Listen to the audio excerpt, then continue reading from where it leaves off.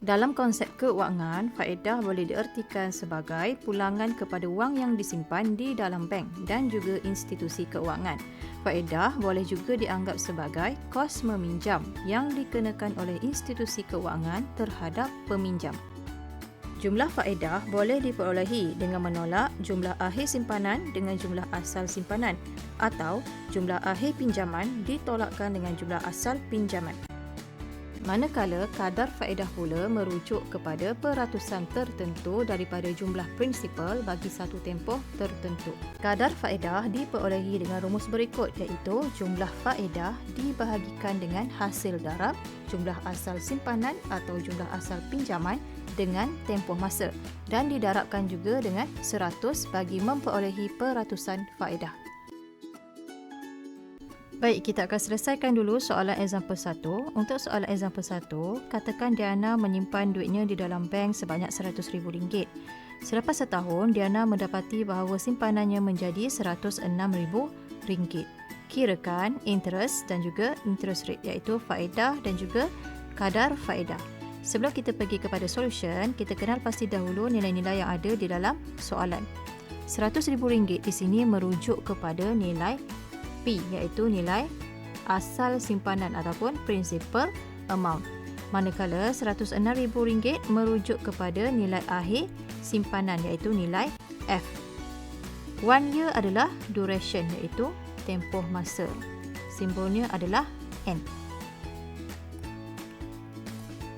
Untuk selesaikan soalan pertama iaitu interest, kita akan gunakan rumus I sama dengan jumlah akhir simpanan ditolakkan dengan jumlah asal simpanan iaitu RM106,000 ditolakkan dengan RM100,000. Jadi kita akan dapat faedah atau interest adalah sebanyak RM6,000. Untuk kadar faedah atau interest rate, kita akan gunakan rumus I sama dengan I iaitu jumlah faedah dibahagikan dengan jumlah asal simpanan, darabkan dengan tempoh masa atau duration dan darabkan dengan 100. So, kita akan gantikan nilai di dalam rumus iaitu RM6,000 untuk interest bahagikan dengan RM100,000 untuk principal ataupun jumlah asal simpanan, darabkan dengan 1 untuk duration dan darabkan dengan 100 untuk dapat peratusan faedah. Jadi kita akan dapat 6% atau 6% untuk setahun. Jadi ini bermaksud dalam masa setahun pihak bank akan membayar Diana kadar faedah iaitu 6%. Merujuk kepada RM6,000 dalam masa setahun.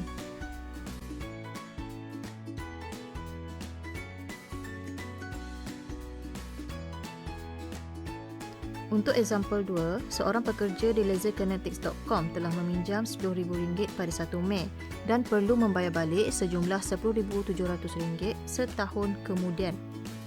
Tentukan jumlah faedah dan juga kadar faedah yang perlu dibayar. Di dalam soalan, RM10,000 merujuk kepada nilai P iaitu nilai asal pinjaman. Manakala RM10,700 adalah nilai F iaitu merujuk kepada jumlah akhir pinjaman. Manakala 1 tahun pula adalah merujuk kepada tempoh masa iaitu nilai duration N. Untuk mengira nilai interest, kita akan gunakan rumus interest I sama dengan F tolak P iaitu jumlah akhir pinjaman ditolakkan dengan jumlah asal pinjaman. RM10,700 ditolakkan dengan RM10,000. Jadi, interest yang kita akan perolehi adalah RM700. Manakala untuk interest rate I, kita akan gunakan rumus jumlah faedah dibahagikan dengan jumlah principal, darabkan dengan duration dan didarabkan dengan 100 untuk peroleh peratusan faedah.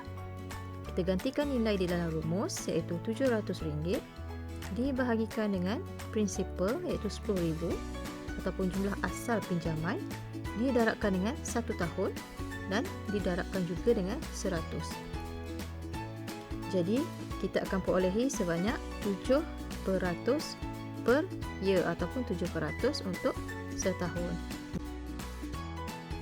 Untuk example 3, Proton Holding Berhad merancang untuk meminjam RM20,000 daripada bank selama setahun dengan kadar faedah 9% setahun untuk pembelian peralatan kereta yang baru. Kirakan nilai faedah dan juga jumlah pinjaman selepas setahun. Di dalam soalan, dia minta kita untuk kira nilai interest iaitu nilai I besar dan juga total amount due after 1 year iaitu merujuk kepada jumlah F iaitu nilai akhir pinjaman. RM20,000 adalah nilai P iaitu nilai asal pinjaman. Setahun adalah nilai N iaitu duration ataupun tempoh masa, manakala 9% adalah nilai interest rate iaitu nilai I kecil. Untuk mengira interest ataupun I besar, kita akan gunakan rumus I sama dengan principal ataupun jumlah asal pinjaman didarabkan dengan duration dan didarabkan dengan interest rate. Gantikan nilai di dalam rumus iaitu RM20,000 untuk principal atau P didarabkan dengan setahun untuk duration dan didarabkan dengan 9%. 9% untuk interest rate kita perlu tukar kepada bentuk perpuluhan.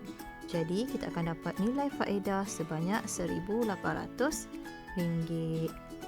Manakala untuk nilai total amount due after 1 year ataupun nilai F, kita akan gunakan rumus F sama dengan P tambahkan dengan I iaitu jumlah asal pinjaman ditambahkan dengan jumlah interest. Gantikan nilai di dalam rumus iaitu RM20,000 untuk P dan RM1,800 untuk nilai I. Jadi jumlah akhir pinjaman selepas setahun adalah sebanyak RM21,800 dengan kadar faedah sebanyak 9% setahun. Untuk example keempat, syarikat RKI Instrument meminjam sebanyak RM3,500,000 daripada private equity firm bagi tujuan pembesaran kilang mereka. Syarikat ini telah membayar semula pinjaman tersebut setahun selepas itu dengan bayaran sebanyak RM3,885,000. Berapakah kadar faedah terhadap pinjaman tersebut? Di dalam soalan, dia minta kita untuk mencari nilai interest rate ataupun nilai I.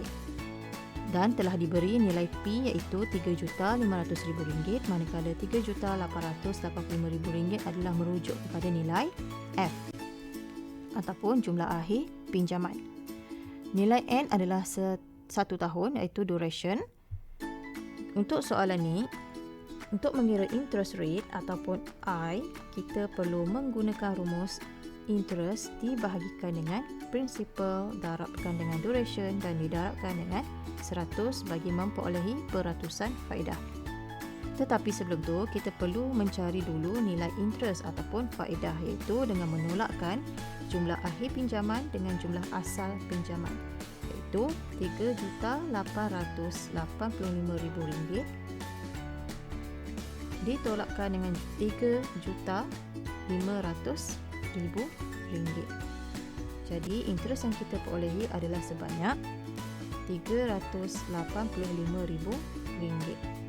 Setelah itu, kita akan masukkan nilai interest yang diperolehi dalam rumus interest rate iaitu RM385,000 dibahagikan dengan jumlah asal pinjaman iaitu RM3,500,000 didarabkan dengan duration iaitu setahun dan didarabkan juga dengan 100. Jadi, jawapan untuk interest rate bagi soalan ini adalah sebanyak 11% ataupun 11% untuk setahun.